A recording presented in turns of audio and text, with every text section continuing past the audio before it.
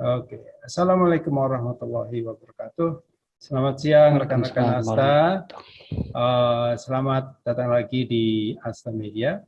Dan bersama ini untuk episode kedua kita bersama dengan Om Abdul Majid lagi ya dari AMX Vertic.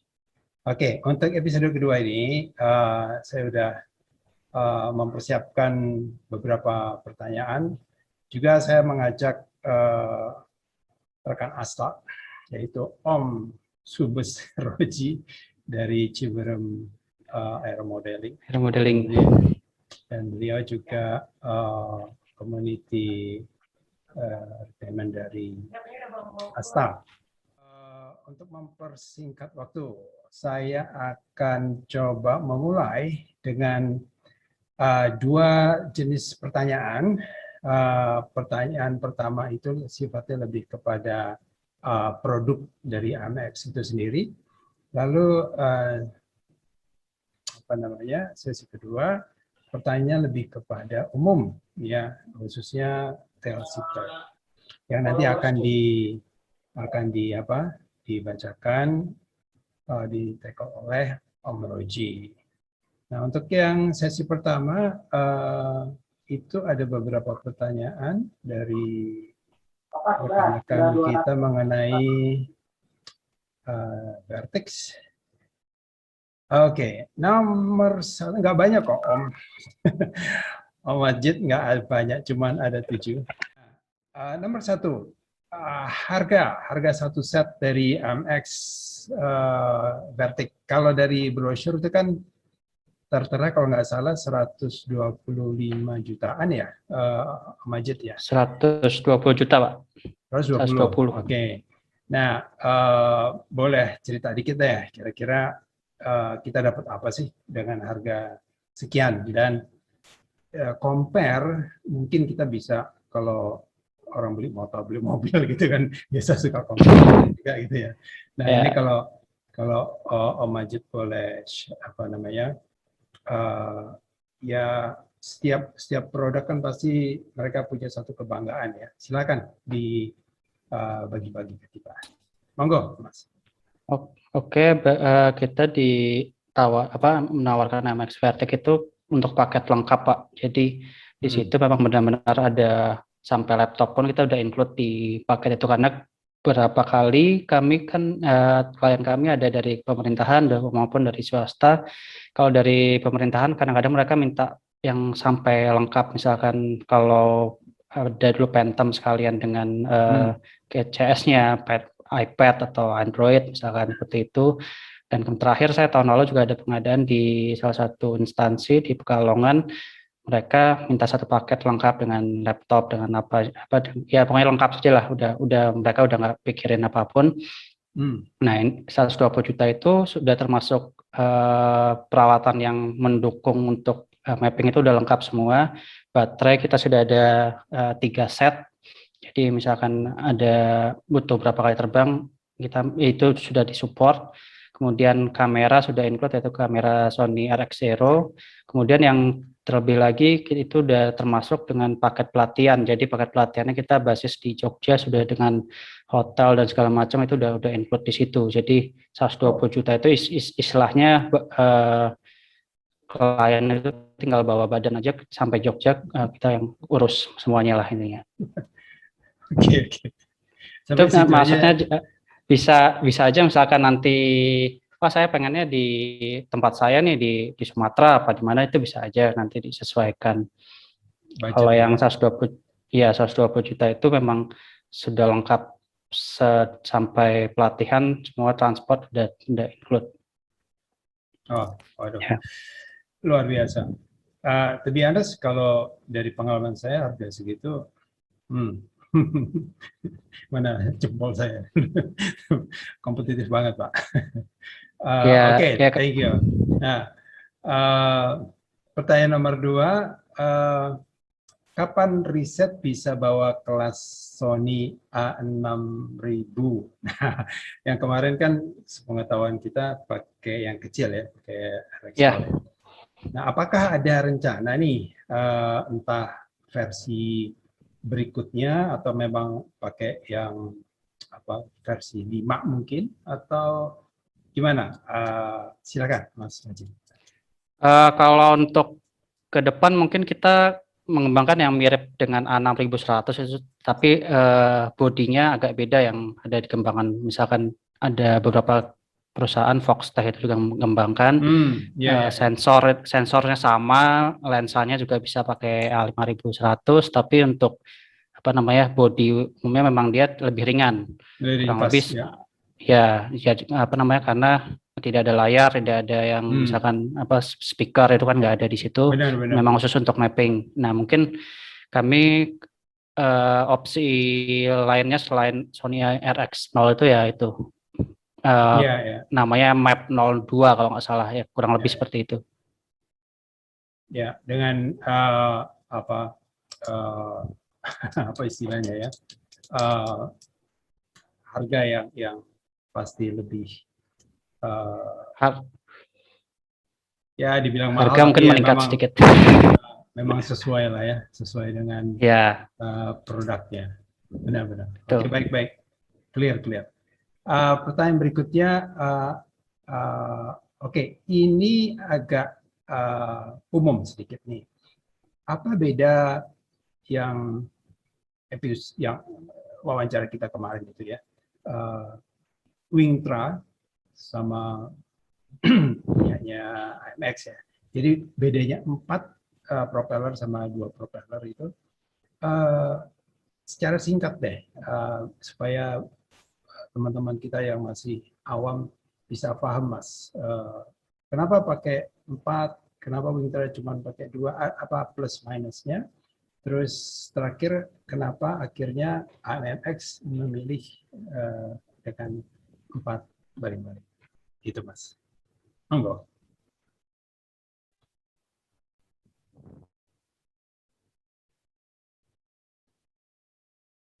Oh, hang ya. Oke.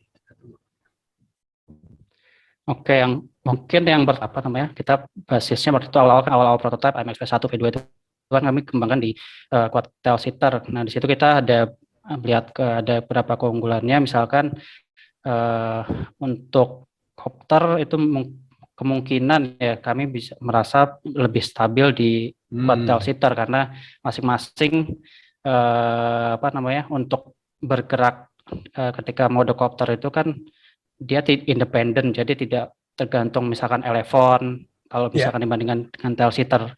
Nah, ya kami merasa itu salah satu tantangannya misalkan kalau kita mengembangkan tail seater yang dual tail seater seperti Wingtra, itu ada pergerakan elefon di situ di mana mungkin nanti kan ada aerodinamisnya berbeda juga. Karena dia bentuknya airfoil, belum tentu perlu setting yang lebih mendalam lagi terkait itu. Dan kami di awal sudah basisnya di quad tail seater itu. Jadi kalau ditanya lebih rumit mana dari segi programming, yang 2 baling-baling lebih rumit pasti ya, karena harus menghitungkan flip segala macam ketimbang yang 4. Apakah bisa dibilang begitu atau? Saya rasa seperti itu, Pak. Oh, oke. Kalau saya rasa yang karena yang apa dia letaknya di sayap itu kan, motornya di sayap, tentu ada airfoilnya mengaruh di sana. Walaupun mungkin banyak tidaknya kita saya belum pernah tes, tapi tentu kalau selain itu juga misalkan mau dual tail seater kita harus punya elefon yang cukup besar juga.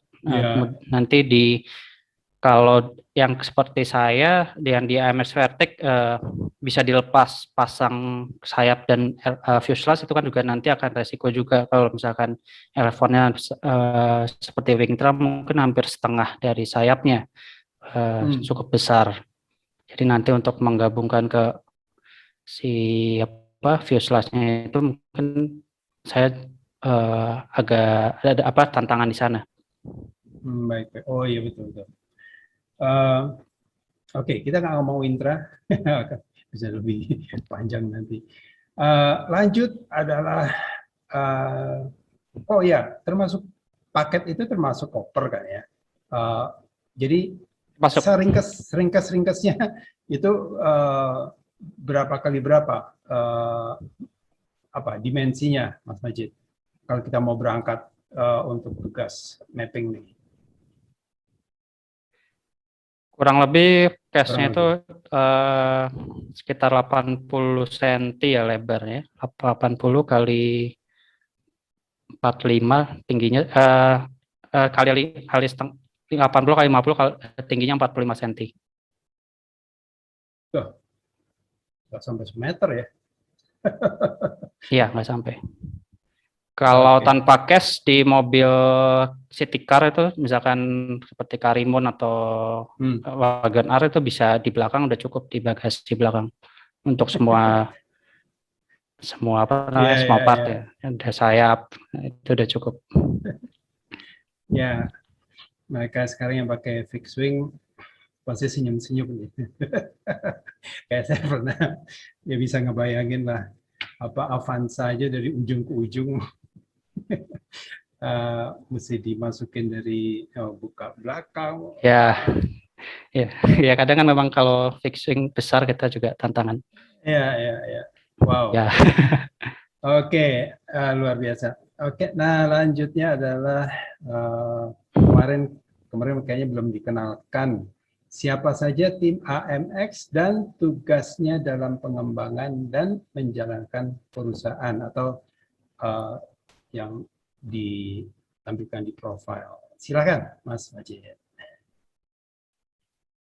Kalau saya di DMX, kami kan co-founder saya dan istri. Saya di bidang istilahnya teknologi pesawat tanpa awaknya.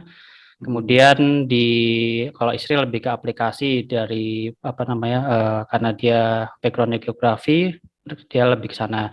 Tapi kalau untuk pengembangan di AMX Vertec ini lebih banyak saya, kemudian ada juga teman yang di airframe jadi saya kan pesan airframe Pak. Jadi desain Oh dari yang saya kemarin, sendiri, ya, ya. kemudian ya jadi desain dari saya sendiri, kemudian apa namanya? Tapi untuk integrasi segala macam kebanyakan saya dan ada satu yang membantu. Nah kurang lebih tim kami sesimpel itu. Jadi Wow, luar biasa. sebenarnya bukan karena apa-apa Pak, karena budget aja kita juga belum bisa punya tim yang besar. Oke, oke, paham, paham. Eh, Apalagi nih berikutnya adalah oke, apa alasan atau opini calon buyer? Kemarin kita udah bicara soal apa namanya buyer dari luar negeri ya. Apa sih kira-kira yang eh, alasan mereka menarik untuk membeli? Ya kita nggak ngomong bahwa ini ada pandemi sehingga mereka akhirnya pengen bikin segala macam ya. Tapi paling nggak kan eh, ada sesuatu yang akhirnya mereka memilih, wah ini kayaknya keren ya Alex. Nah itu bisa di share nggak Mas Majid, kira-kira apa sih yang pernah mereka utarakan ke Mas Majid? Yang pertama mungkin dari segi teknologi kita kan eh, dibanding sama yang lain-lain kurang lebih sama Pak. Dari segi airframe kita dari fiber composite, kemudian take off landing mount kita juga bisa apa namanya ada kondisi angin yang cukup kencang, misalkan produk dari luar mereka mengklaim bisa 8 meter per second, kami bisa pernah uji sampai 9 meter per second masih bisa.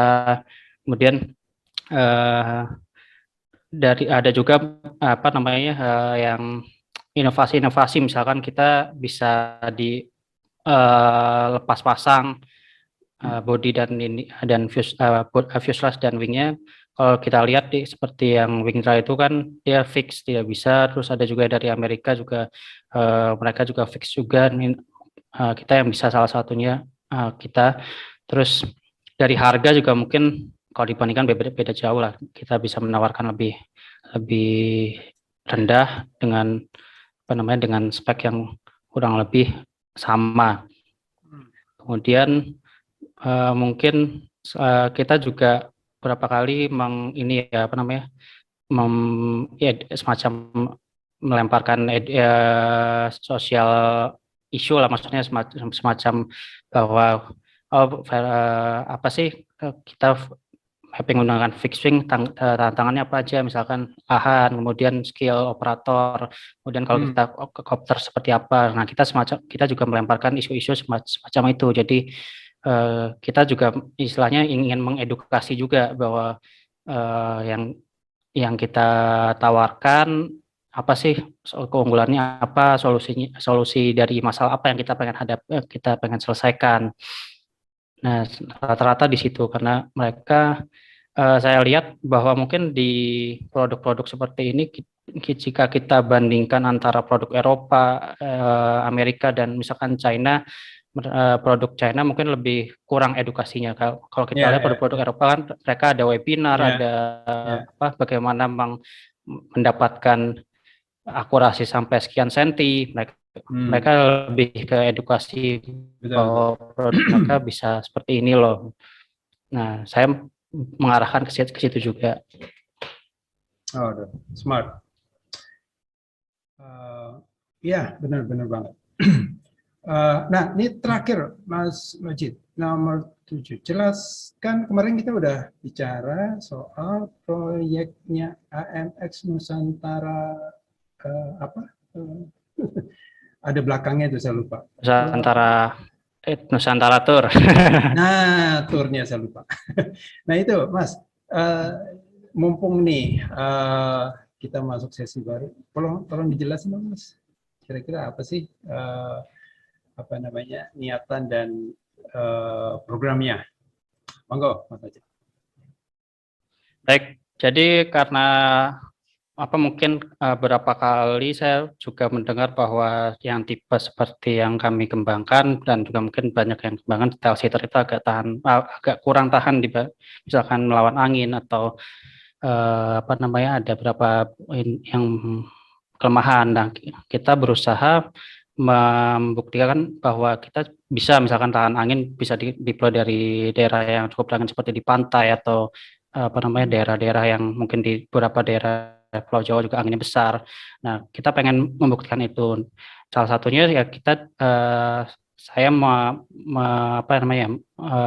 membuat sebuah program itu. Jadi kita buat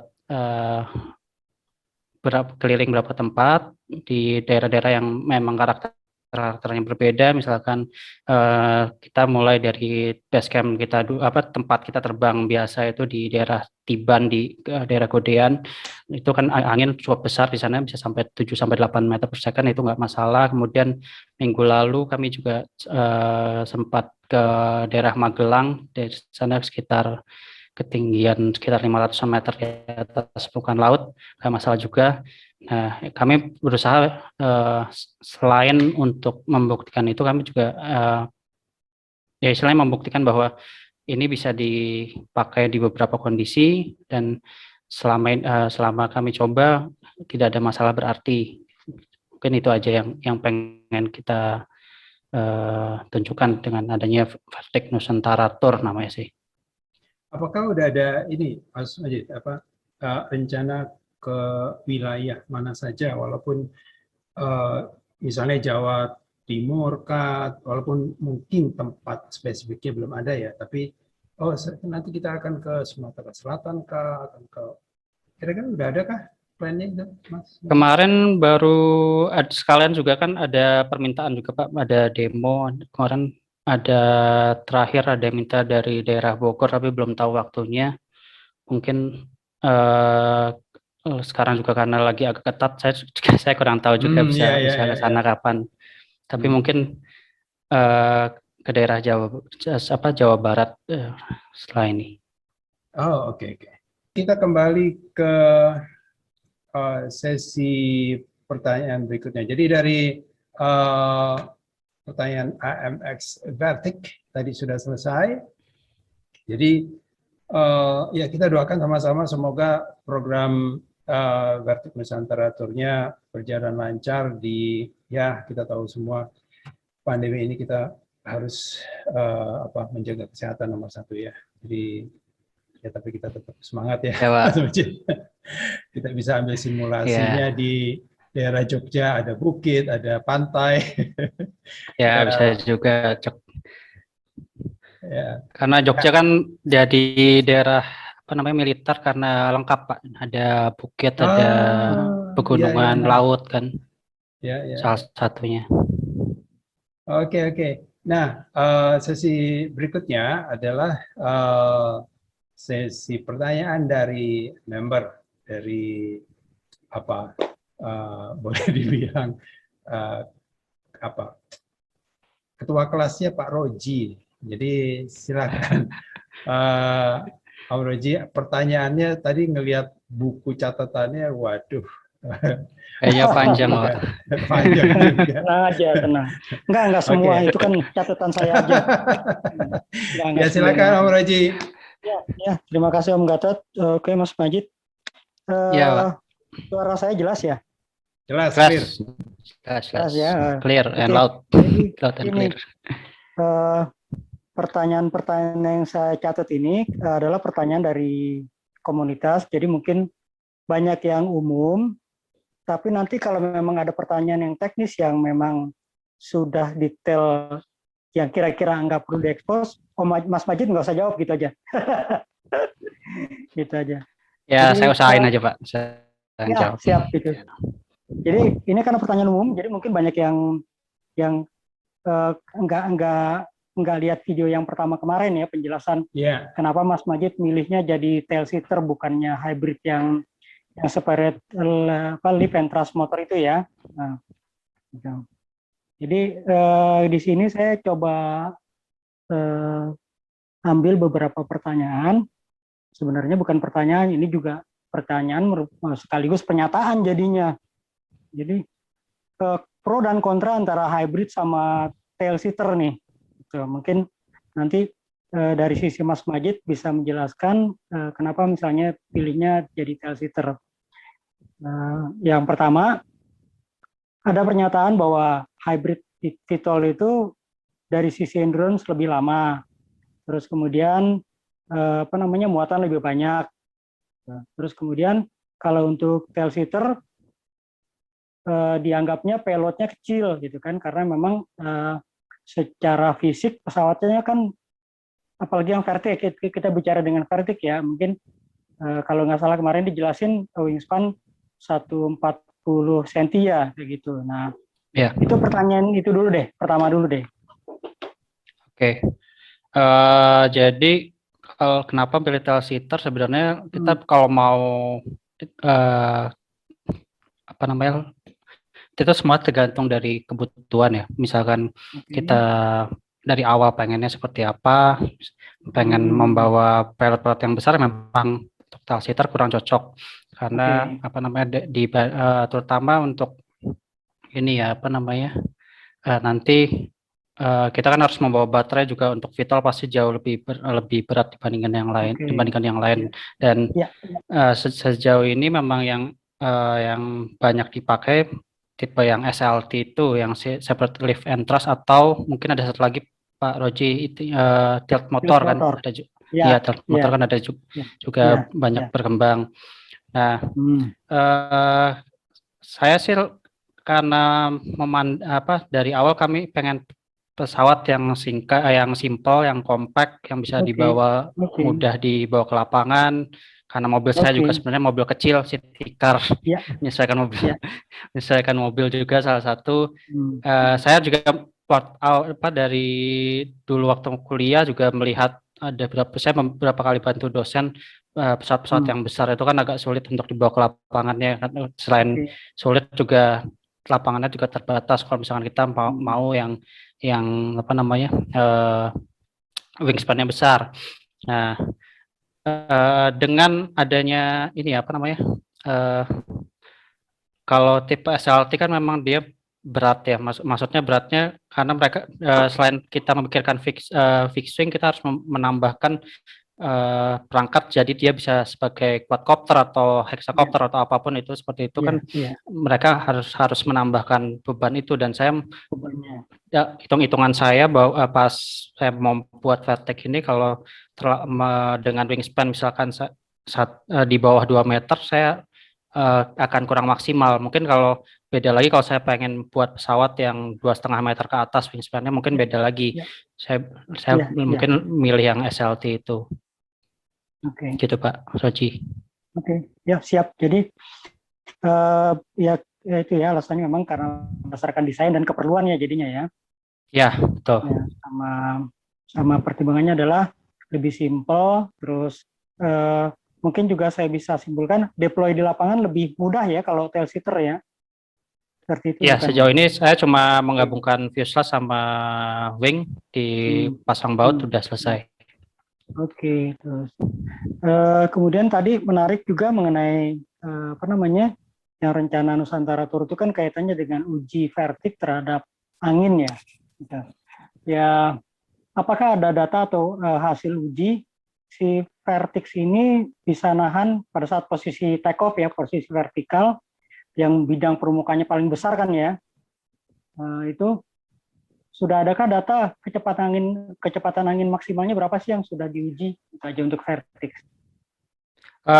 Saya biasa terbang di daerah menguji AMX vertix ini di daerah namanya lapangan Tiban. Lapangan Tiban itu di kurang lebih dari pusat kota sekitar 15 kilo, pusat kota Jogja. Jadi ini daerah yang agak terpencil di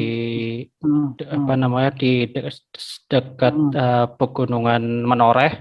Nah, di sana anginnya cukup besar. Kalau biasanya kami nguji siang itu angin bisa kecepatan 7 sampai 8 meter per second masih bisa tidak ada masalah, masih bisa kendalikan. Oke, itu ada angkanya berapa meter per detiknya kira-kira yang bisa dihandle si vertix? Kalau saya yang sudah di lapangan 7 sampai 8 meter per second. Sekitar tujuan. Ya, kurang lebih 7 meter per second. Oke, terus ada rencana misalnya nanti nguji lagi dengan kecepatan lebih tinggi anginnya gitu. Misalnya di mana ya daerah pantai utara Jawa mungkin ya yang anginnya kenceng-kenceng ya. Kalau mungkin yang daerah dekat kami di pantai selatan, tapi setelah jam 12 ke atas itu memang anginnya besar. Tapi mungkin ya. Karena saya kira data itu juga kan perlu dicantumkan di spek ya. Jadi orang tahu kalau misalnya saya perlu pesawat ini, daerah saya kecepatannya seperti ini, ya saya bisa pakai ini kayak gitu ya. Terus yang kemudian tadi ke pemilihan dari 2 motor ke 4 motor, salah satunya adalah alasannya karena kemudahan pemasangan di lokasi. Ini kalau saya tangkap sepertinya berarti si vertix ini full copter ya, tidak menggunakan control surface ya. Kita ada ada juga control surface-nya Elevon. Ada main juga, jadi dua-duanya main, motor main dan juga control surface. Tadi masalahnya pas dijelasin tanggapan saya dia full copter, cuman kebayang kalau copter itu sudut miring besar aja udah pasti gyronya ngambek gitu, nggak mau tuh.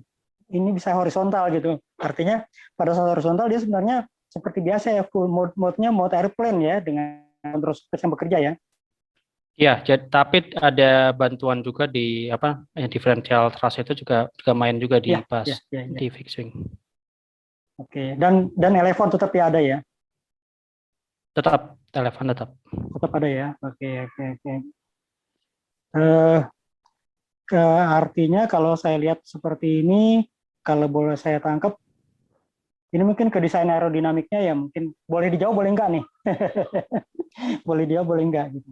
Jadi kalau saya tangkap kemungkinan airfoil di wingnya dia menggunakan full symmetrical ya. Kita mixing Pak tadinya. Emang di awal-awal pengembangan vertix ini kita full symmetrical. Jadi yang V1 sampai V3 pun itu full symmetrical. Tapi di yang terakhir ini memang ada yang yang sisi root chord-nya bukan symmetrical, tapi kalau yang tip chord-nya symmetrical. Jadi ada mixing antara root chord dan tip chord-nya beda. Ya. Artinya itu nanti si flight control lah yang ngatur dari dari dua grup motor itu depan sama belakang, dia akan mengatur supaya pada saat take off dia tetap lurus ya, karena kan seperti kita tahu pada saat dia bergerak kalau dia tidak simetrikal, si sayap tuh akan kehisap ke arah yang atasnya ya. Ya, Kalau misalnya posisi vertikal dia akan bergerak ke satu arah kayak gitu kan. Nah, jadi kalau simetrikal kan kedua sisi liftnya itu akan sama gitu. Oke. Seperti itu ya. Terus kalau di video pertama itu kan kemarin dibahas mengenai kemampuan Vertik ini untuk terbang bersamaan beberapa pesawat sekaligus simultan karena sudah ada modifikasi di GCS-nya ya, kayak gitu ya. Jadi bisa terbang simultan beberapa pesawat. Ya. Dan itu dikembangkan sendiri ya sama AMX ya. Sebenarnya enggak, kita dari bawaannya P-Export itu udah ada Pak. Cuma kalau bawaan memang nanti dia ada semacam ngebuk juga, ada karena ini kan protokolnya muffling. Jadi dia agak semacam kalau dua pesawat jadi satu itu di kontrolnya agak ngehang lah. Tapi kita ada caranya, jadi itu tidak masih bisa stabil. Secara umum kalau misalkan karena kami protokolnya muffling, mau P-Export, mission yang APM itu kan mereka muffling juga. Itu sebenarnya bisa aja 0 sampai 250 pesawat bisa jadi satu sebenarnya. Tapi balik lagi nanti ketika kita coba misalkan 2 pesawat aja itu akan ngaruh banget di ini di kecepatan datanya itu, jadi sering error. Ya. Betul. Keterbatasan bandwidth di pengiriman datanya ya. Terus disekolahin lagi Pak Roji. Ya. Sama Om Majid, itu mufflingnya disekolahin lagi. Jadi lebih smart. Ini tadi di ground ya, di GCS sih. Ini sekarang ke otaknya di pesawat nih, kan menarik nih pasti nih. Gitu. Apakah si FT-nya ini customize, ngembangin software-nya sendiri, atau memang seperti tadi kita cuma yang udah jadi cuma terus kemudian dioprek untuk menyesuaikan dengan fungsi tail-sitternya, atau apakah seperti itu, Om Majid? Saya mungkin yang pas pertama kemarin sempat dengan Pak Gatot sudah sedikit cerita, jadi bahwa tadinya saya pengen mengembangkan sendiri, tapi ya karena terbatas waktu dan juga kebetulan saya melihat di P-Export ini ada beberapa requirement yang dibutuhkan ada di sana, jadi saya memutuskan memakai P-Export, tapi memang ada beberapa coding yang saya tambahkan, jadi istilahnya custom firmware. Oke. Saya kira pertanyaan umumnya sudah semuanya terjawab nih, alhamdulillah.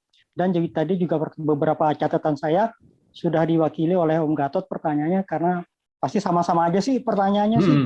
Saya kira dari saya cukup segitu, Om Gatot. Terima kasih Mas Majid ya atas penjelasannya. Sip. Oke, lanjut Om Gatot. Oke. Terima kasih Om Roji atas pertanyaan yang mewakili komunitas dan sudah dijawab dengan detail oleh Mas Majid.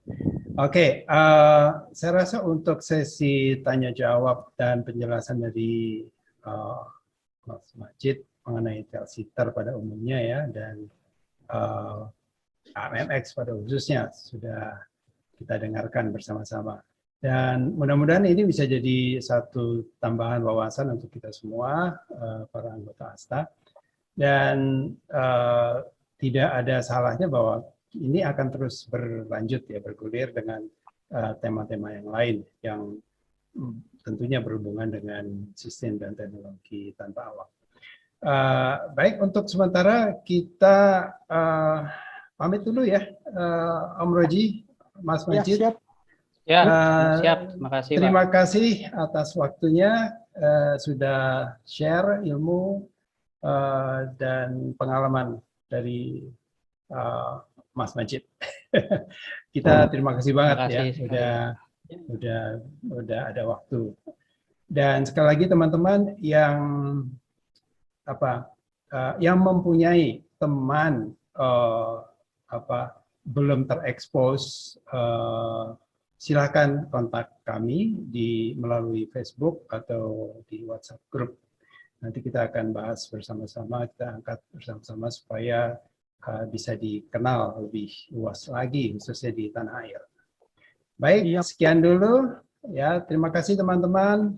Sekian dulu. Assalamualaikum warahmatullahi wabarakatuh. Waalaikumsalam warahmatullahi wabarakatuh. Sampai ketemu episode berikut. Oke, cut. Terima kasih Mas Majid. Mari Pak.